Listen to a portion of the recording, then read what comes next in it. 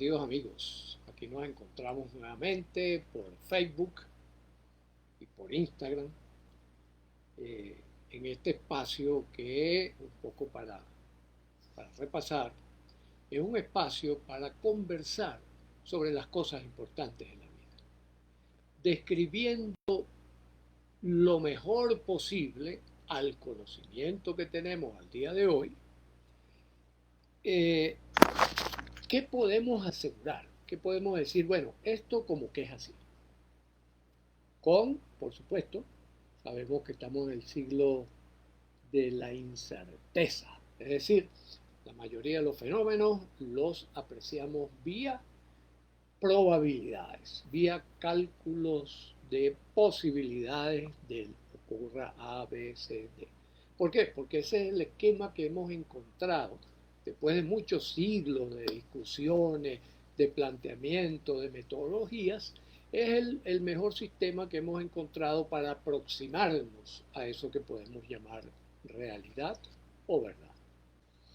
En segundo lugar, aquellas cosas de las cuales tenemos fuertes sospechas, pero que todavía no nos atrevemos a decir esto es así, sino que hay fuerte sospecha de que esto vaya por aquí, por este lado, o vaya por este otro, ¿no? En tercer lugar, las cosas que evidentemente dudamos. Bueno, mira, no estoy seguro, ese es un campo muy oscuro, no hay suficiente evidencia, ni tampoco razones o justificaciones para ello. Y en último lugar, aquello que ignoramos. Por supuesto, ya ustedes se pueden ir haciendo una idea de que en el primer conjunto de cosas están el conocimiento de las cosas materiales, es decir, aquello que nuestra percepción captura como existente y que aun cuando nosotros nos retiremos, sigue estando allí. Podríamos llamarlo el ambiente físico que nos rodea, ¿no? En eso, particularmente lo que llamaban ciencias duras, tienen una fuerte palabra, ¿no? Tienen una fuerte base sólida para decir, mire, esto es así. Por ejemplo, la Tierra gira alrededor del Sol. Independientemente de si nosotros decimos, bueno, si ubicamos a la Tierra como el centro de desplazamiento, sería el Sol el que gira alrededor de ello, ¿no? Parte de las elucubraciones que hacía Albert Einstein para llegar a descubrir lo que va más allá de las apariencias, lo que va más allá de nuestro sentido. Un encuentro con Platón, pues, el encuentro con Platón en el sentido de que Platón afirmaba, mire, hay dos realidades, una realidad aparente, que no es real, que es la que usted cree que está percibiendo, y otra realidad que sí es la verdadera, a la cual se llega por introspección. Bueno, ese era el planteamiento original de Platón hace 2300 años atrás, ¿no? Tengámosle paciencia. Por otra parte, ya ustedes pueden sospechar que aquellas cosas que sospechamos, por ejemplo, cómo funciona nuestro cerebro-mente, cómo es que funcionamos nosotros como personas, cómo es que nosotros tomamos las decisiones que tomamos y si esas decisiones son enfermantes o son saludables en el campo que nos ocupa directamente a nosotros y que sospechamos, que está en la base de cualquier decisión que usted, yo, el otro haga. ¿Ya?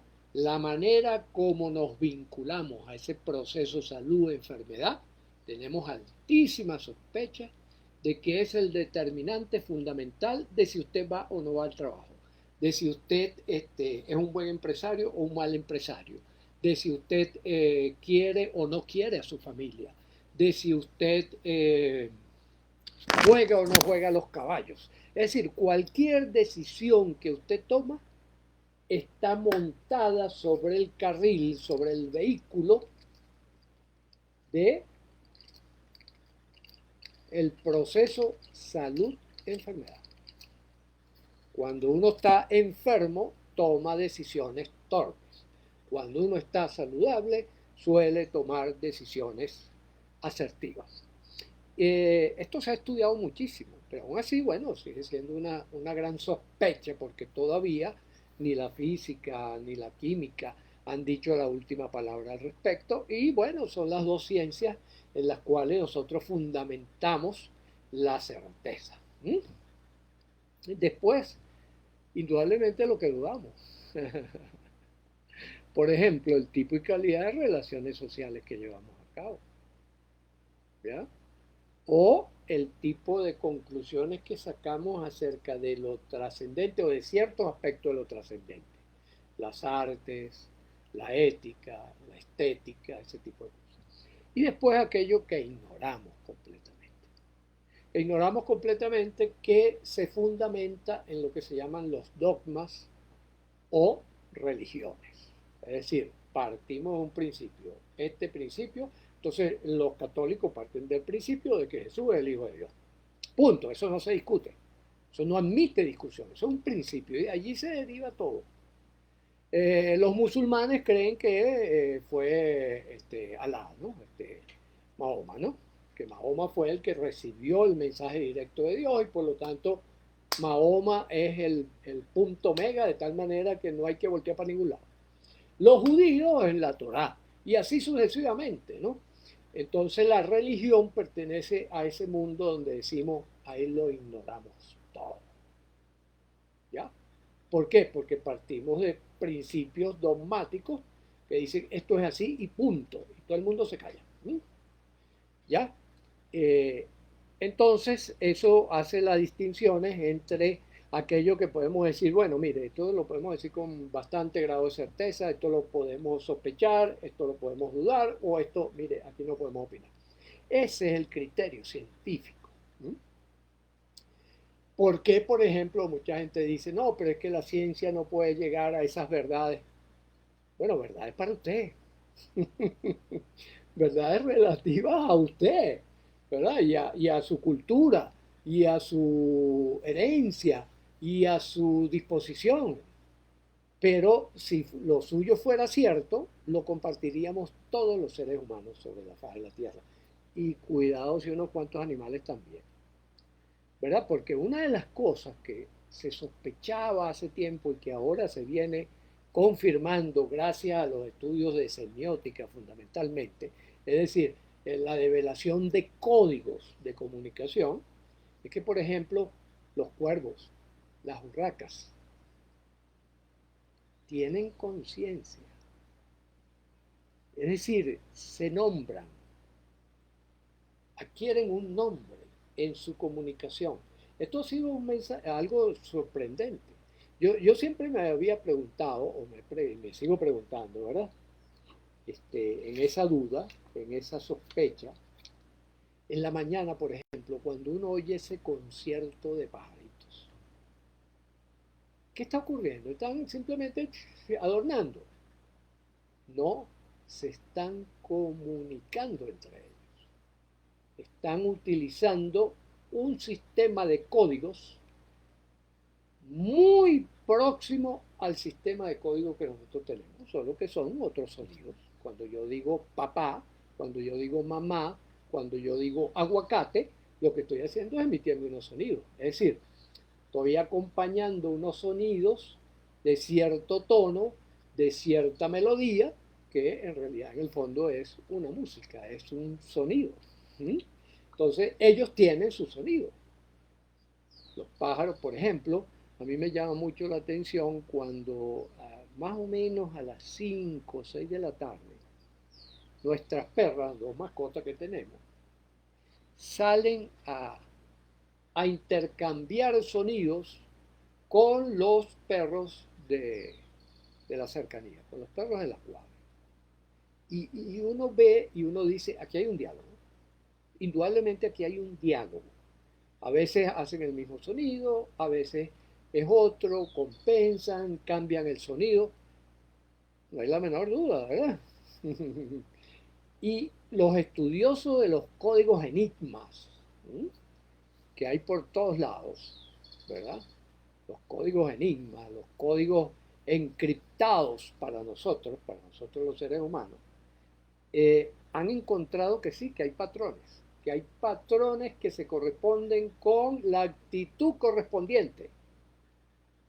Amenaza, miedo, tristeza, alegría. Es decir, comparten esa emocionalidad, ese toque mágico que todos tenemos, que es la vida afectiva, que es lo que le da sentido a las construcciones cognitivas que vamos realizando. Esto ya lo tenemos bastante modelado y particularmente en el equipo nuestro lo hemos sistematizado alrededor de lo que hemos decidido llamar el modelo estándar del diseño humano, que es una aproximación para nosotros entender qué es lo que pasa con nosotros, por qué nos peleamos tanto, por qué vivimos en guerra, por qué nos enfermamos más de la cuenta. Y aquí vamos al tema que nos ocupa en el día de hoy, ¿verdad? Que es una de nuestras habituales seguidoras. Preguntó por qué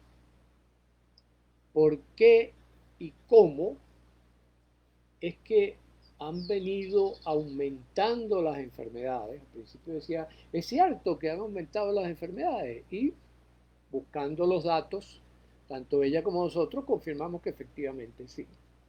Las enfermedades, sobre todo las enfermedades de carácter crónico, es decir, aquellas que no son producidas o por infecciones o por traumatismo o por alguna situación ocurrente, ¿cómo se llama?, contingente en un momento dado, sino que son esas que se van sembrando paulatina y progresivamente y que cuando estallan llamo yo, que es que el médico está capacitado para decir sí, a esto que acaba de suceder lo vamos a llamar enfermedad.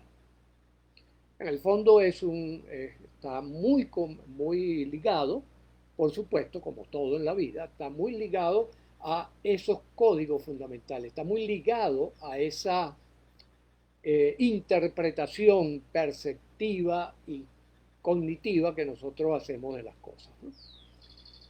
Y allí hay una gran clave, allí hay una gran clave. ¿Por qué? Porque hasta ahora, ¿verdad?, nosotros habíamos desligado en aquello que llamábamos la Torre Babel, ¿verdad? Es decir, la dispersión de lenguaje, la dispersión de perspectiva, la dispersión de miradas, el físico mirando por su lado, el químico mirando por su lado, el biólogo mirando por su lado, el abogado mirando por su lado, el médico mirando por su lado, el político mirando por su lado, el educador mirando por su lado, y entonces cada uno construyendo una parte del edificio que podemos llamar la sabiduría humana. El planteamiento central nuestro es que de toda esa estructura, de toda esa combinación de elementos, nosotros podemos construir un solo edificio que tenga, por supuesto, sí, pisos, departamentos especializados. Dentro de cada piso hay distintas habitaciones, distintas especialidades, ¿verdad? Pero que conforman un solo edificio, la sabiduría humana.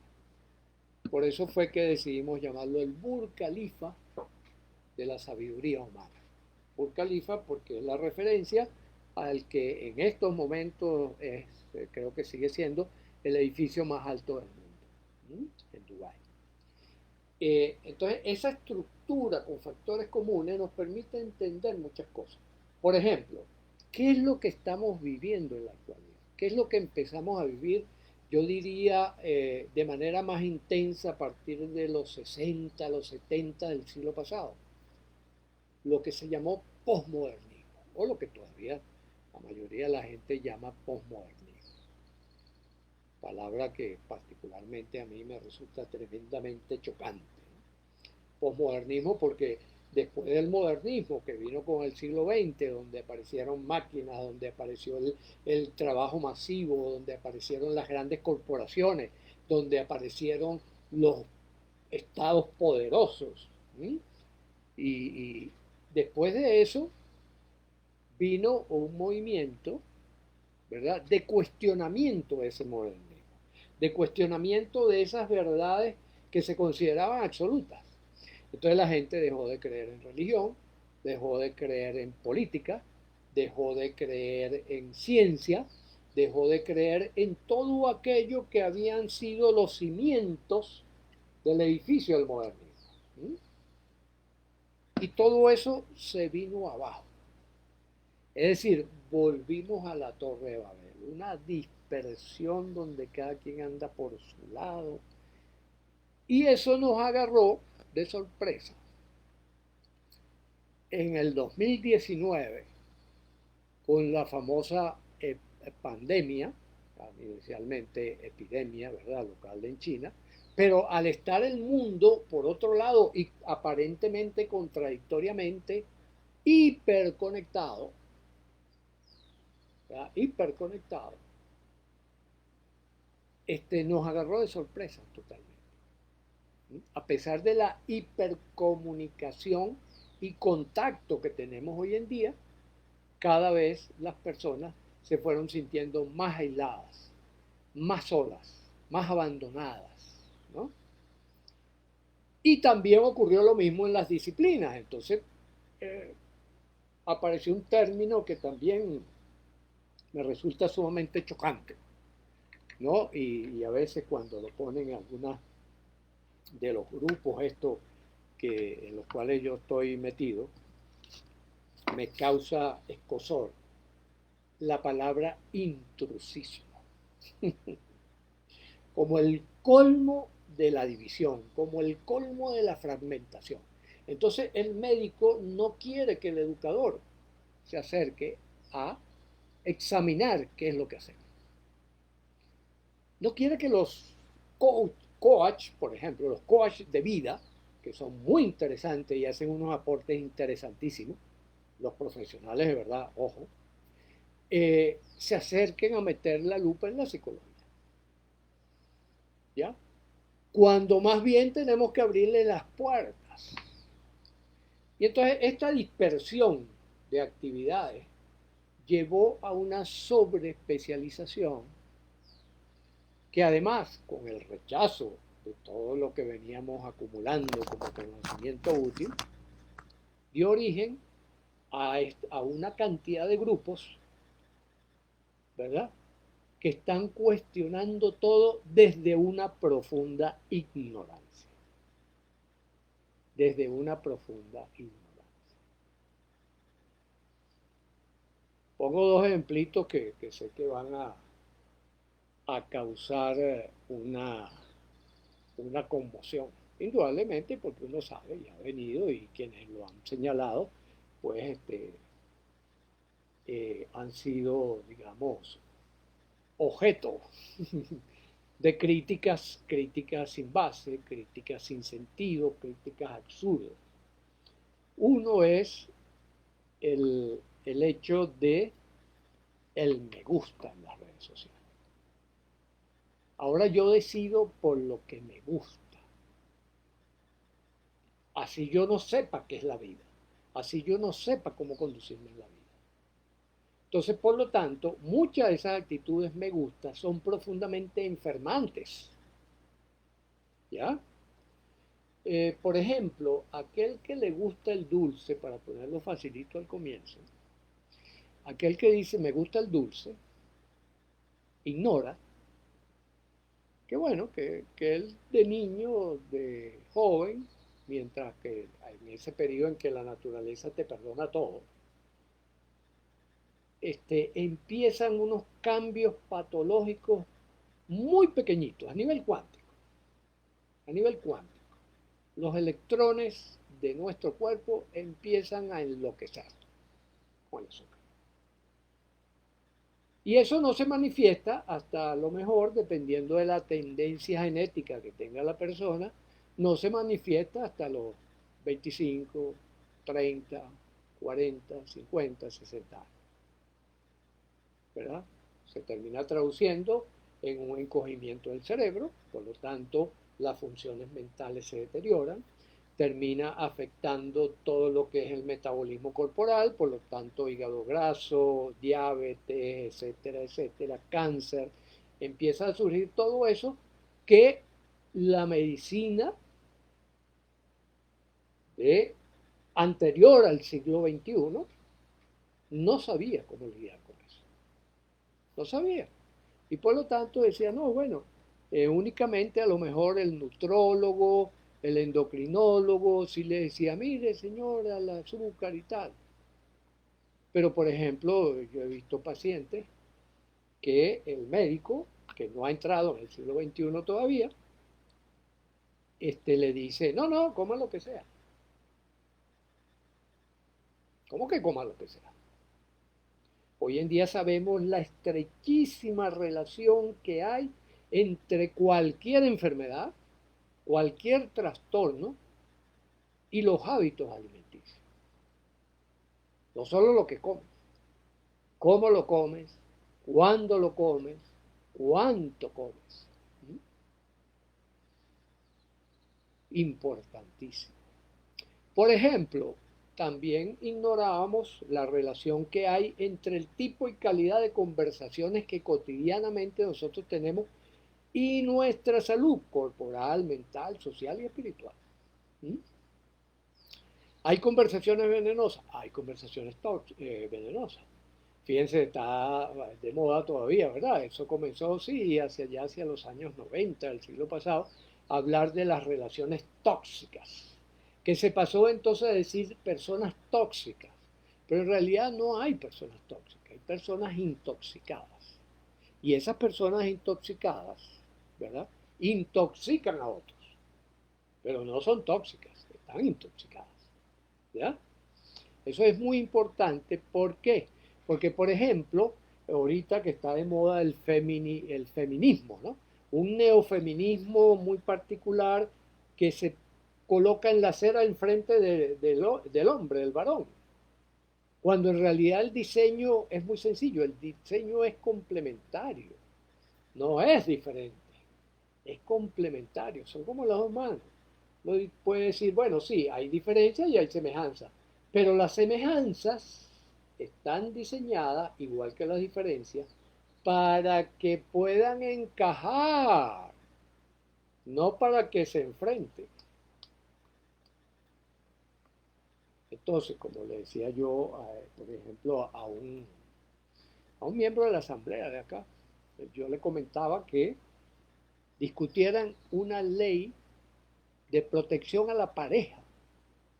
Porque mientras sigan viendo unilateralmente que es el varón el agresivo y la mujer la agredida, no van a resolver nada. No van a resolver nada porque la agresión es un fenómeno interactivo fundamentalmente. Interactivo que recicla, ¿verdad? Sobre cada uno dependiendo del juego que estemos llevando a cabo. Entonces, ese paso hay que dar.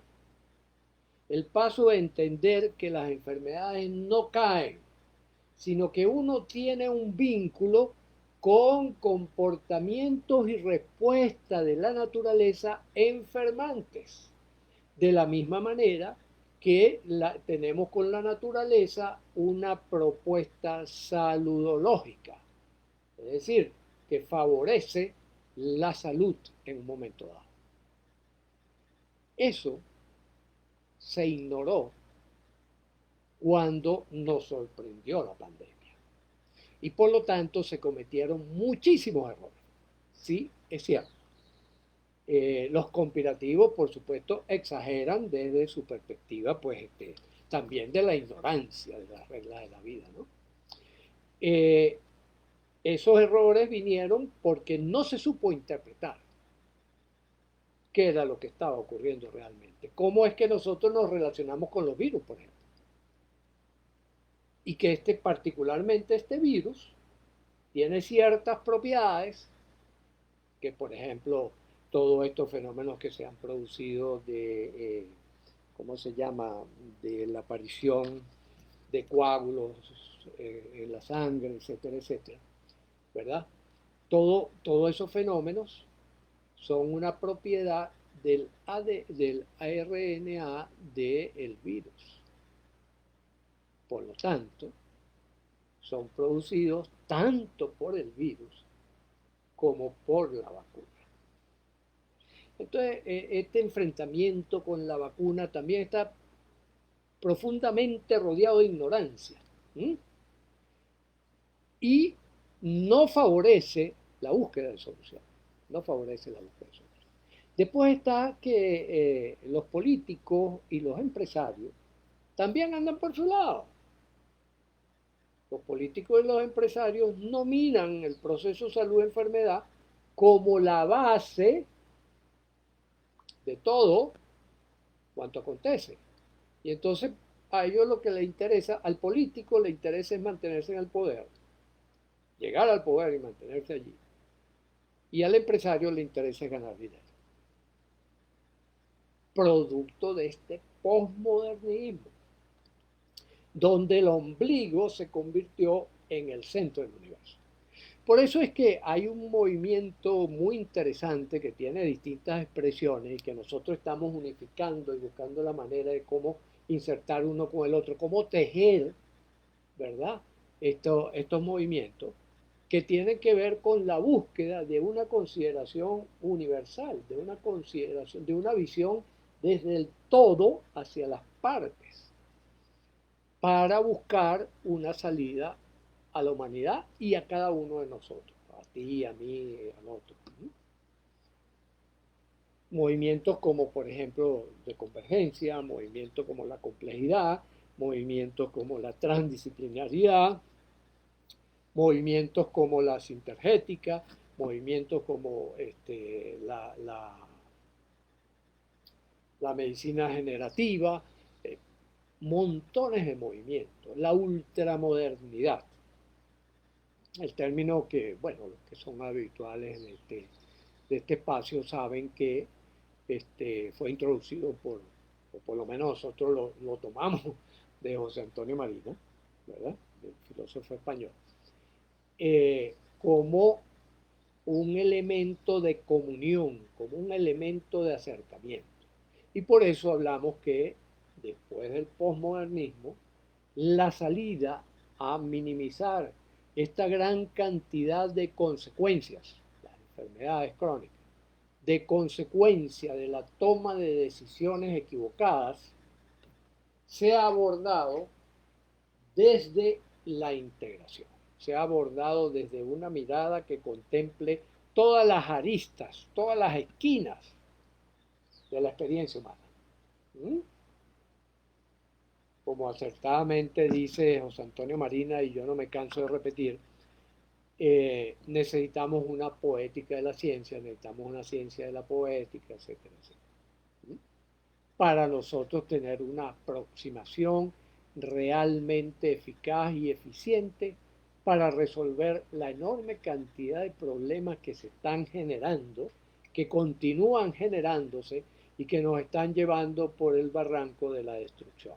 Nos están llevando por el peligro incluso de extinción de la especie. Por primera vez podemos hablar de que hay cómo, específicamente cómo, destruir digamos, la especie, no solo la especie. Cuidado si destruimos todas las especies que llamamos vivas, ¿no?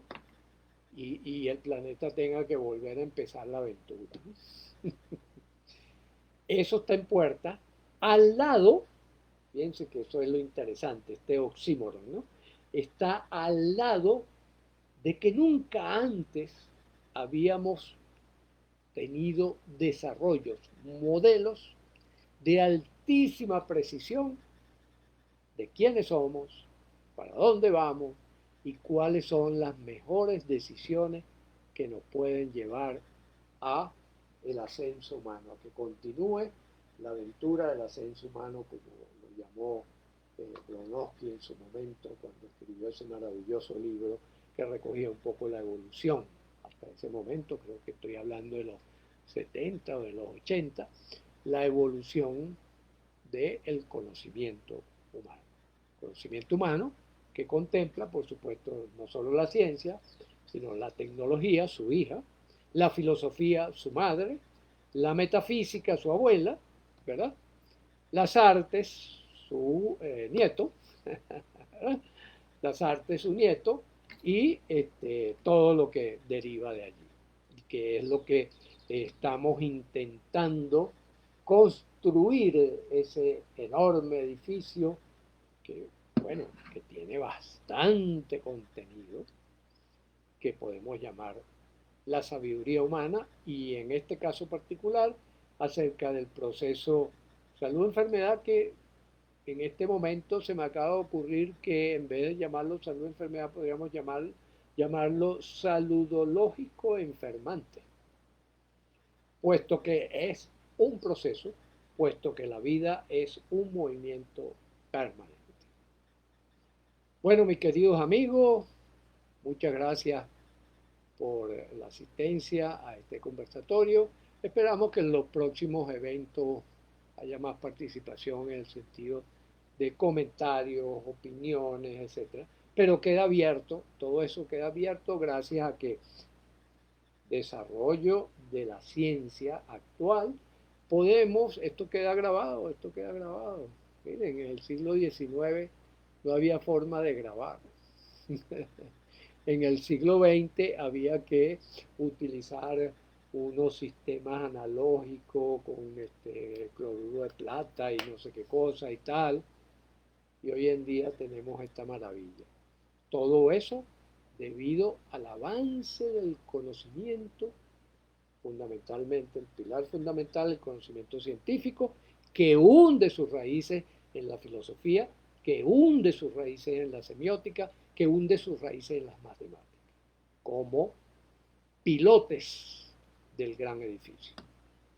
Bueno, aquí un gran saludo a todos los que se han incorporado, Henry, y los demás, María Luisa, Alesia, etcétera, etcétera. Un gran abrazo y seguimos.